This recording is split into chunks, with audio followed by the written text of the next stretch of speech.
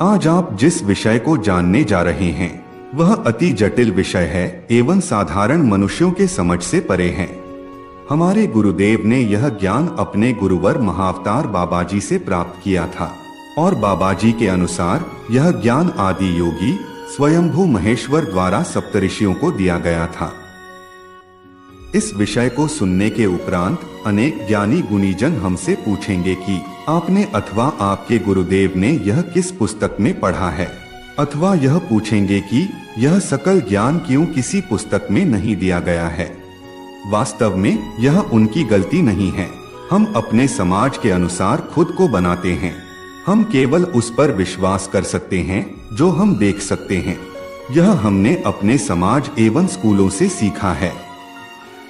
इन दिनों शिक्षा की व्यवस्था बद से बदतर होती जा रही है और शिक्षा प्रणाली नई पीढ़ी के रोबोट बना रही है। छात्रों को यह भी नहीं पता कि व्यवहार कैसे करना है या अपने बड़ों का सम्मान कैसे करना चाहिए। शिक्षा आज केवल एक व्यवसाय का उपाय बन चुका है और कुछ नहीं। अधिकांश शिक्षा आध्यात्मिकता को बढ़ावा नहीं देती है, लेकिन फिर भी आध्यात्मिकता के मामले में हम देखते हैं कि लोग पुस्तकों पर प्रमाण ढूंढते हैं। अगर यह पुस्तकों में लिखा है तो यह सत्य है। यही तो दुविधा है कलयुग की। मनुष्यों की विवेक बुद्धि आज केवल पुस्तकों में सीमित हो चुकी है। जैसा कि हमने अपने पिछले प्रस्तुति सदाशिव स्वयंभू में कहा था, कलयुग में वैदिक ज्ञान सीमित लिपिबद्ध रूप में प्राप्त किया जाता है। गुरु शिष्य परंपरा आज केवल इतिहास बन चुका है एवं आने वाले दिनों में यह एक मिथक बन जाएगा। आज अधिकांश मनुष्यों को यह नहीं पता है कि गुरु के ज्ञानपूर्ण वचनों को श्लोक कहा जाता है एवं उनके गुरु अथवा पूर्वजों से प्राप्त किए गए ज्ञान को स्मृति कहा जाता है। इसी श्लोक एवं स्मृतियों को कलियुग में भिन्न मतों ने अपने अनुसार लिपिबद्ध किया था। गुरुदेव के अनुसार प्राचीन काल में मनुष्यों के मस्तिष्क आज के युग के मनुष्यों से अधिक प्रखर हुआ करता था। इसका मुख्य कारण गुरुकुल एवं गुरु शिष्य परंपरा था। गुरु विद्यार्थियों के निर्वाचन करते थे। जैसे गुरुकुल के श्रेष्ठ छात्रों को ब्राह्मण का उपाधि दिया जाता था। यह आज के युग के टॉपर्स के समान है, जिन्हें स्कूल में मेरिट सर्टिफिकेट से सम्मानित किया जाता है। वैसे ही ब्राह्मण वर्ण के छात्रों को जनेऊ से सम्मानित किया जाता था।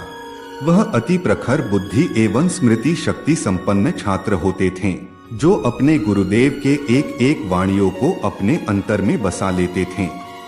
यज्ञ, उपासना, योग, ध्यान एवं साधना, जिसे पंचप्रीति कहा जाता है, इन सकल विषयों में उन्हें महारत प्राप्त होती थी।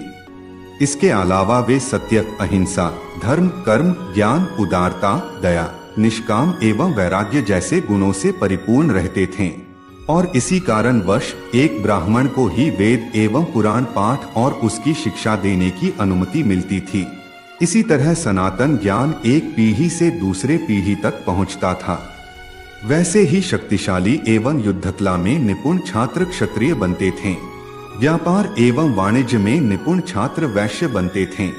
आयुर्वेद में निपुण छात्र वैद्य बनते थे और अज्ञानी जो रह जाए उसे शूद्र कहा जाता था। अतः जन्म से व्यक्ति का वर्ण सिद्ध नहीं होता है। प्राचीन काल में ज्ञान ही वर्ण का आधारशिला हुआ करता था। तो अब हम आज के मूल विषय पर आते हैं। गुरुदेव के अनुसार ज्ञान हर आत्मा में बसा हुआ है, क्योंकि पूर्ण ज्ञान का स्रोत परमात्मा ही है। परमात्मा ही हमारे आत्मा में छुपा है। उस निराकार तत्व को आत्मा जानता है और जब मनुष्य अपने आत्मा से यह ज्ञान प्राप्त करता है उसे आत्मज्ञान कहते हैं। आत्मज्ञान प्राप्ति से ही उस निराकार ब्रह्मा को अनुभव किया जा सकता है और निराकार को प्राप्त करना ही ब्रह्म ज्ञान कहलाता है। यही मोक्ष है। गुरुदेव के अनुसार आदि योगी ने इस ज्ञान को प्राप्त करने का मार्ग अति सहज पद्धतियों में बताया था। ज्ञान के दो अंग होते हैं। पुरुष अंग को कहा जाता है ब्रह्मा एवं स्त्री अंग को कहा जाता है विद्या। एक अरूप तत्व में बसा हुआ है और दूसरा रूपारूप तत्व में। जीव सृष्टि शिव तत्व एवं शक्ति तत्व से हुआ है। शिव तत्व अरूप अर्थात निराकार ब्रह्मा है और शक्ति तत्व रूपारूप अर्थात विद्या। इन दोनों विषय के ज्ञान को प्राप्त करना ही तत्वज्ञान कहलाता है। अतः तत्वज्ञान को पूर्ण रूप से प्राप्त करने से ही जीव को आत्मज्ञान प्राप्त होता है। आत्मज्ञान प्राप्त करने के उपरांत ही जीव ब्रह्म ज्ञान के योग्य बनता है। ब्रह्म तत्व के ज्ञान को 8 भागों में विभाजित किया गया है। नाद ब्रह्म, प्राण ब्रह्म, पंच ब्रह्म, भीद ब्रह्म, रौद्र ब्रह्म, चित्त ब्रह्म, महाब्रह्म एवं पराब्रह्म। वैसे ही शक्ति तत्व के ज्ञान को 8 भागों में विभाजित किया गया है। गुरु विद्या, आत्मविद्या, पंच विद्या, मोहिनी विद्या, माया विद्या, श्री विद्या, महाविद्या एवं पराविद्या। शक्ति तत्व को प्राप्त साधना से किया जाता है, वहीं शिव तत्व को प्राप्त ध्यान से किया जाता है। साधना एवं ध्यान दोनों एक समान होने के उपरांत भी भिन्न होती हैं। साधना रूपारूप पर केंद्रित होता है और ध्यान निराकार अथवा शून्य पर। साधना में बीज मंत्र का उपयोग किया जाता है शक्ति को जगाने के लिए, वहीं ध्यान शांत चित्त, एकाग्रता एवं एकनिष्ठ शून्य पर मन को केंद्रित कर किया जाता है। परंतु कुछ विशेष ध्यान करने के लिए अनाहत, पश्यंती, मध्यमा एवं परानाद का उपयोग किया जाता है। यहाँ नाद का अर्थ है ध्वनि। इन 16 प्रकार के ज्ञान को प्राप्त कर लेने से अष्ट सिद्धि प्राप्त होती है और इसके साथ साथ जीव ब्रह्म तत्व का अधिकारी बन जाता है। नाद ब्रह्मा एवं गुरु विद्या संपूर्ण करने से अणिमा सिद्धि प्राप्त होता है। इस सिद्धि को प्राप्त करके वह अपने शरीर को एक परमाणु से भी छोटा कर सकता है या अदृश्य भी हो सकता है। वह अलौकिक रूप से शक्तिशाली एवं अनुकूलनीय हो जाता है। प्राण ब्रह्म एवं आत्मविद्या संपूर्ण करने से महिमा सिद्धि प्राप्त होता है। इस सिद्धि को प्राप्त करके वह अपने शरीर को ब्रह्मांड से बड़े आकार में विस्तार कर सकता है। इस सिद्धि से वह सभी देवों के सम्मिलित शक्तियों को प्राप्त कर लेता है। पंचब्रह्म एवं पंचविद्या संपूर्ण करने से गरिमा सिद्धि प्राप्त होता है।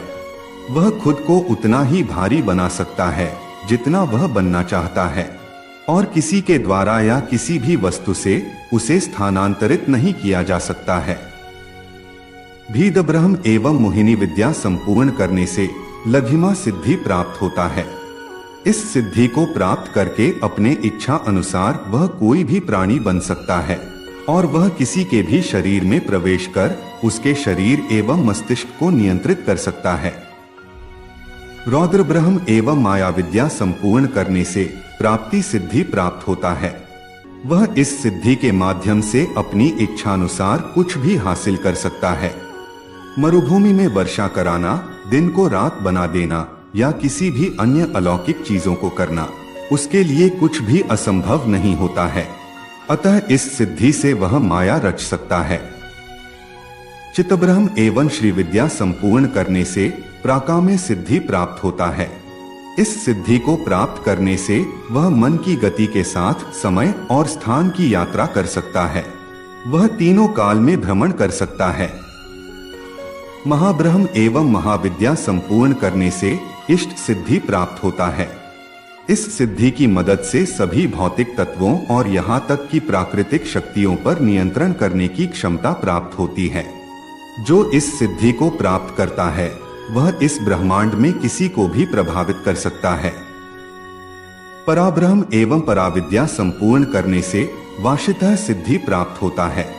इस सिद्धि को प्राप्त करने के उपरांत वह ब्रह्मांड के सभी तत्वों पर अपना नियंत्रण पा लेता है और इस ब्रह्मांड में अपना पूर्ण आधिपत्य स्थापित करता है। इस सिद्धि को प्राप्त करते ही वह स्वयं महेश्वर में परिवर्तित हो जाता है। यही सिद्धि की चरम सीमा होती है, जहां मनुष्य अपने अंतर में बसे हुए उस परम तत्व को प्राप्त कर लेता है। ईश्वर अंतर में ही बसे हुए हैं। इसीलिए बृहदारण्यक उपनिषद में कहा गया है, अहम ब्रह्मास्मि, अर्थात मैं ही ब्रह्मा हूं। मुझ में ही ईश्वर विराज करते हैं। वह और मैं एक ही हैं। हमने अपने पिछले प्रस्तुतियों में 10 महाविद्या एवं पंचविद्या को प्रदर्शित किया था। आने वाले समय में हम इन सकल ब्रह्मा एवं विद्याओं को प्रस्तुत करेंगे। अगर आप चाहते हैं कि यह ज्ञान पुनः विलुप्त न हो जाए, तो कृपया इसे अधिक से अधिक लाइक एवं शेयर करें। और अगर हमें इस प्रस्तुति पर 10,000 लाइक्स प्राप्त हो तो हम गुरु विद्या, आत्मविद्या, मोहिनी विद्या, माया विद्या, श्री विद्या एवं पराविद्या को प्रस्तुत करेंगे। इस प्रस्तुति को संपूर्ण करने के लिए हमें जो प्रेम एवं आर्थिक सहायता आपसे प्राप्त हुआ है, इसके लिए हम आपके आभारी हैं। अगर यह प्रस्तुति आपको पसंद आए तो कृपया हमें आने वाले प्रस्तुतियों के लिए सहायता प्रदान करें। आपके छोटे से छोटा अनुदान भी हमारे इस वैदिक ज्ञान के प्रचार को और भी दृढ़ एवं समर्थ बना रहा है। कृपया हमें ऐसे ही सहायता करते रहें। आप हमें अपना अनुदान स्क्रीन पे दिए हुए QR कोड से भेज सकते हैं अथवा आप हमें UPI के माध्यम से भी अनुदान भेज सकते हैं। हमारा UPI है vedvik@SBI। अगर आप हमारे साथ जुड़ना चाहें तो कृपया हमसे टेलीग्राम पर संपर्क करें। लिंक हमारे वीडियो डिस्क्रिप्शन में दिया गया है। हम जल्द ही मिलेंगे एक नए सनातन ज्ञान को लेकर। तब तक के लिए ओम तत्सत।